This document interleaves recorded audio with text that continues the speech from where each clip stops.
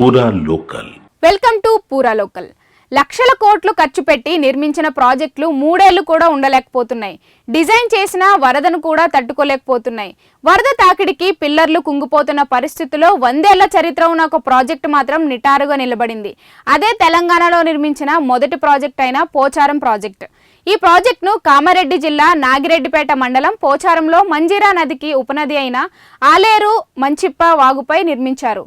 దీనికి 1917లో నిజాం రాజు శంకుస్థాపన చేయగా 1922 నాటికి పనులు పూర్తయ్యాయి. అయితే భారీ వర్షాల కారణంగా బుధవారం ఈ ప్రాజెక్టుకు వరద పోటెత్తింది. ఎగువ ప్రాంతాలైన గాంధారి, లింగంపేట, తాడ్వాయి మండలాల్లో కురిసిన వర్షాలకు లింగంపేట పెద్దవాగు, భీమేశ్వరం వాగుల నుంచి వరద వచ్చింది. ప్రాజెక్టును గరిష్టంగా 72,000 క్యూసెక్ల వరద సామర్థ్యంతో నిర్మించారు. కానీ బుధవారం ఏకంగా 1.82 లక్షల క్యూసెక్ల వరద వచ్చింది. అంటే డిజైన్ సామర్థ్యానికి రెండింతలు.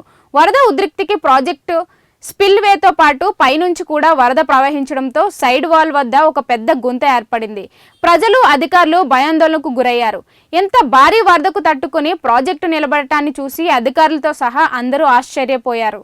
సీఎం రేవంత్ రెడ్డి, ఇరిగేషన్ శాఖ మంత్రి ఉత్తమ్ కుమార్ రెడ్డి గురువారం ఏరియల్ సర్వే ద్వారా ప్రాజెక్టును పరిశీలించారు.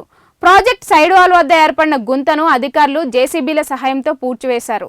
ఈ ప్రాజెక్టు కింద ఉమ్మడి నిజామాబాద్ మరియు మెదక్ జిల్లాలోని 10,500 ఎకరాలకు సాగునీరు అందుతుంది. ఇవి ఇప్పటి వరకు ఉన్న అప్డేట్స్. మరిన్ని అప్డేట్స్ కోసం చూస్తూనే ఉండండి పూరా లోకల్.